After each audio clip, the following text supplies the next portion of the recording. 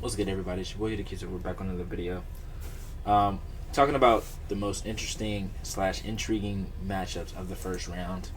Um, yeah, I'll wait for the second round because I don't want to just assume that certain teams get there. Obviously, we expect the top 3 to 4 seeds to pretty easily get into the next round, but you never know what happens. So I'm just gonna talk about the games that I feel like are gonna be really, really interesting and intriguing. Every game is gonna be what it is, but there are a few games in particular that I'm really looking forward to.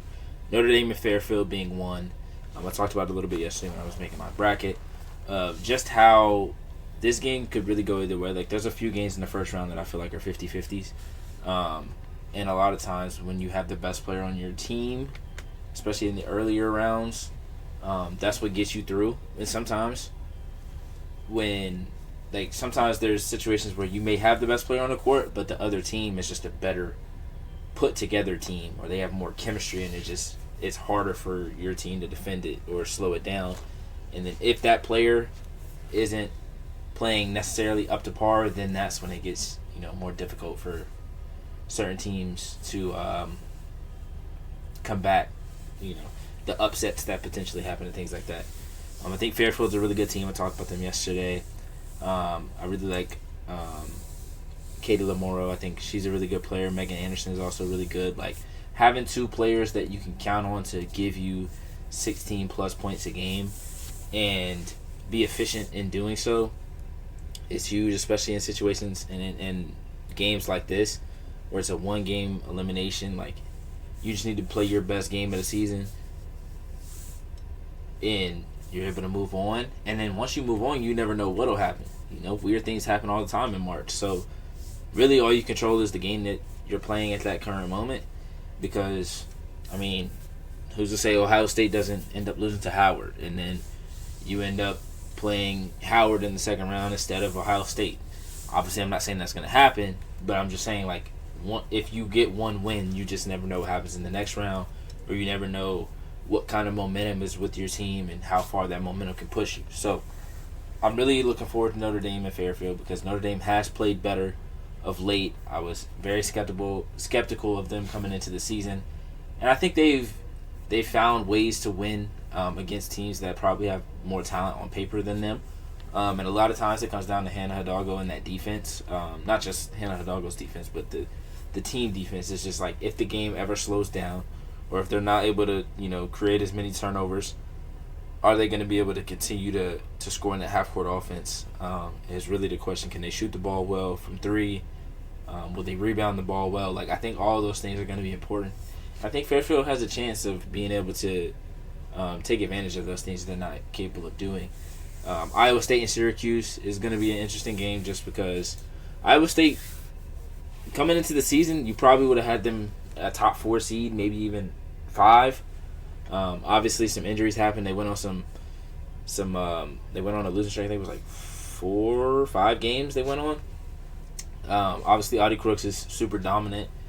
And let me make sure that Uche is not hurt, because I know someone got hurt in their ACC championship game. Or, not championship, tournament game. One of them. Let me just make sure.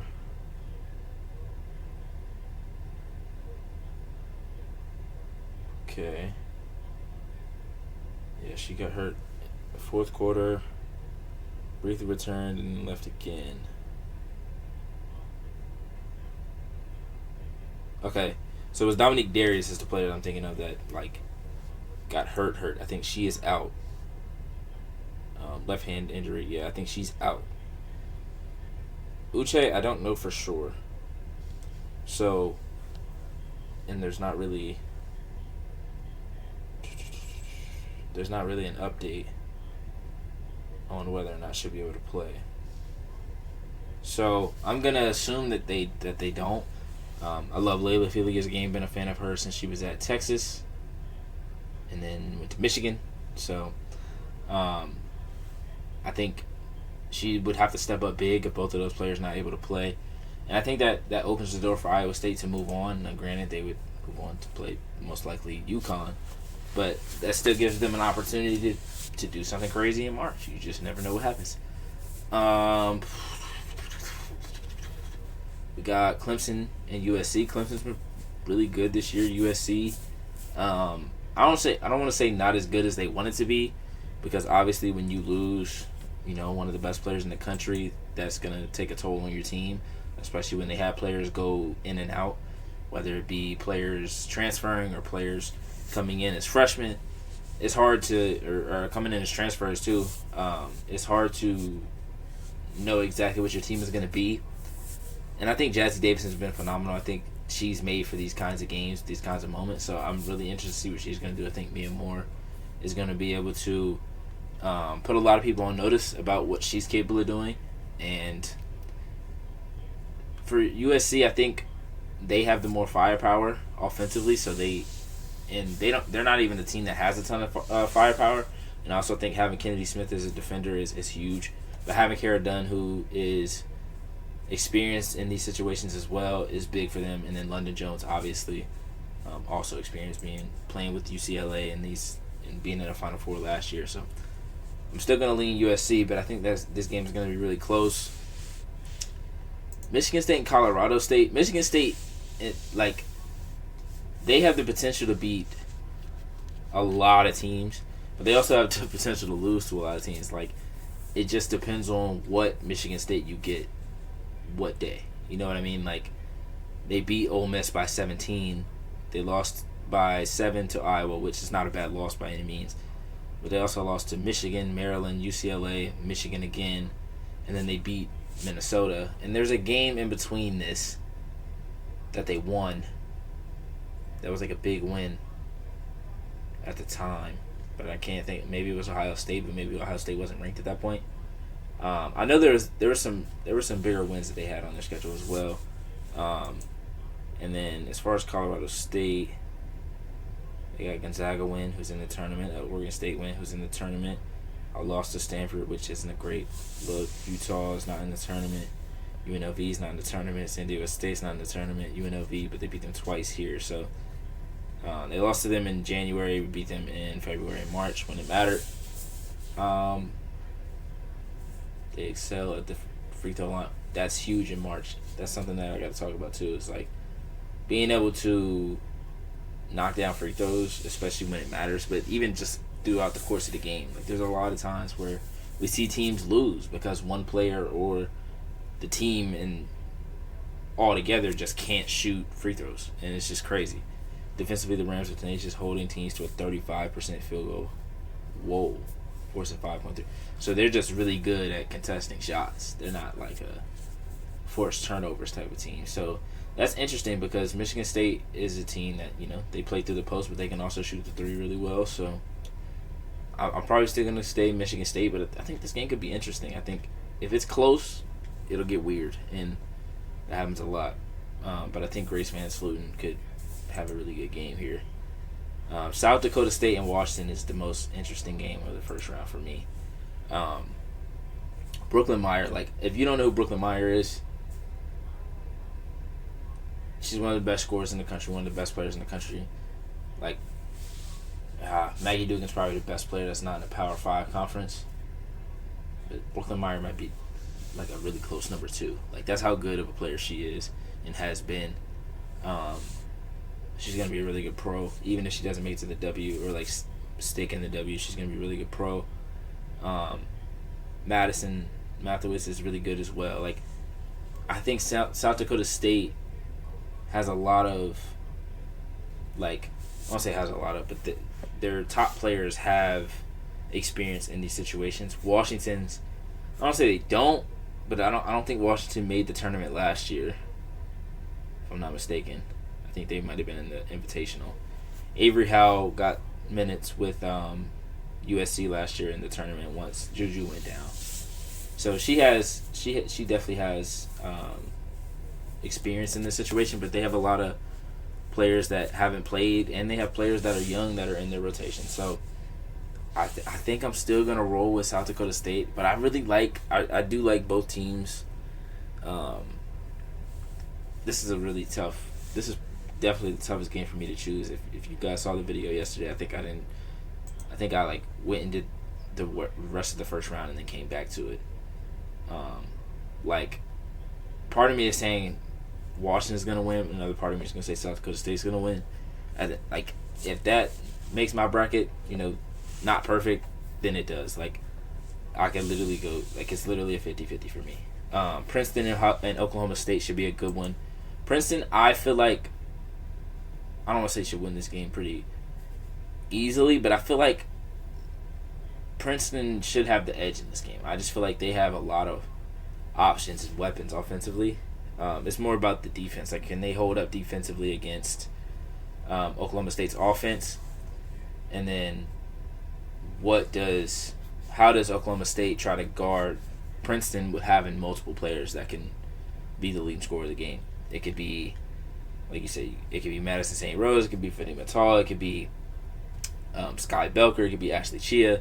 It could be so many different players, and I think that gives them the edge. And they're in California, where Princeton is in. Where's Princeton? Is Princeton in California? I know it's on the West Coast. No, wait. Hold on. Let me make sure I'm not saying something crazy, because one of the schools that I thought was in the West Coast was literally in New York. Princeton is in New Jersey. All right, well, neither of these teams have. Why did I think Princeton was in California? All right, Ole Miss and Gonzaga. As you can see, I have the upset here. This is another game where I'm back and forth on. I just feel like Gonzaga is gonna be able to score a little bit more than Ole Miss is. Like, Ole Miss, if their defense is suffocating Gonzaga and Gonzaga's just not able to handle that pressure, the game will be a blowout in Ole Miss's favor. But I think if Gonzaga's offense is able to do what they're capable of doing, I think this is going to be a really tough game for Ole Miss, and I think Gonzaga will be able to pull it out. Nebraska and Richmond as the play-in game, I think is also really intriguing. I think Maggie Dugan is, like I said, the best player in the country that's not at a Power 5. I'm trying to think of different conferences and stuff, but I'm staying with that. I think she's the best player in the country that's not at Power 5. And Nebraska is a good team. They've played all the Big Ten teams and played rather well, so it's not like Nebraska is just going to be, heavily favored, or Richmond is going to be heavily favored. I think it's a 50-50 matchup, especially, you've been in a play-in game. Like, there's a lot of pressure on that and stuff, so we'll see how that goes. Try not to sneeze. Oregon and Virginia Tech. This is an interesting game. I like Virginia Tech in this situation because they have players. While they didn't last year, they have players that were in this situation a few years ago when they still had Georgia Amore and still had Elizabeth Kitley, like Carly Winslow and Karis Baker. And I think having players that have been in this situation before is really important. And I'm interested to see how Oregon does, because Oregon, it's been a while since Oregon's been in this kind of situation and it's been in the tournament. I feel like it's been a couple of years at least. They were 8-10 in their conference, so it's not like they were like a shoe-in to get in. So I am curious to see how both teams, try to go about this game, or how they take this game, how they approach. Goodness gracious, how they approach the game, and the things that they try to do to combat the other. The Ducks shoot 45% from the field, which ranks 34th in the country, and they make their free throws. Again, free throws are huge. Oregon's interior defense largely struggles, but the three-point defense is much better. Karis Baker can give them some problems then, because Karis Baker is able to do both. Karis Baker, yep. Carly Winslow, yep. Protects the ball. Have a strong interior presence. Yeah, see? Senior forward Kyla Freelon. So I'm still gonna go Virginia Tech here. I think them having a little bit of play, or having some players with experience in these situations is gonna matter. NC State and Tennessee. Of course, we saw that first game of the season. I think both of these teams have been highly inconsistent. Both of these teams could be one of the best teams in the country and could very well be in a Sweet 16, Elite 8. Or they could be out in the first round. Like you have to do your work during the regular season to put yourself in a position to not have to play in a game like this in the first round. Like Tennessee, obviously they had a gauntlet in the SEC, and they started out like 6-1, 6-2, something like that. Like, and then they had like the back end of the schedule was tougher, and they just couldn't win. You know, the games they needed to win, they lost to. Well, it's not a conference game, but they lost to South Carolina, Texas, Oklahoma, LSU, and they lost to, I want to say, Kentucky and Ole Miss towards the end of the season. Like, it wasn't a great look. But Talijah Cooper could be the best player on the floor. Janiah Barker could be the best player on the floor. Like, this really comes down, like, it is going to be interesting because this is kind of like a forward versus guard matchup in terms of NC State is guard heavy, although they have Camille Pierre, and then Tennessee is very like forward / big guard heavy with Talijah Cooper and Janiah Barker. It's really going to be about which team is more consistent offensively, which team is disciplined defensively. Like Tennessee is going to try to press. They're going to play a lot of players. Can NC State handle the press? Can they handle the pressure? And if they can, then once they get over those guards, you know, they have they're really good offensively. Like with the ball in their hands, they're great at scoring. It's just, are they efficient? Are they getting good looks? Those kinds of things. And then defensively, they have to pay attention to detail and just not try to make too many plays defensively. Just do what you're supposed to do. Wes Moore is one of the best coaches in the country, so it's not like, you know, he's not coaching them up. He's not, you know, well scouted for Tennessee or whatever. So I think I'll come back for a round of 32, like most intriguing games, because I would say almost. Well, I don't want to say almost all these games, but a lot of these games potentially would be intriguing. Like getting Michigan State, Oklahoma. Like of course the 5-4, even the 3-6 matchups.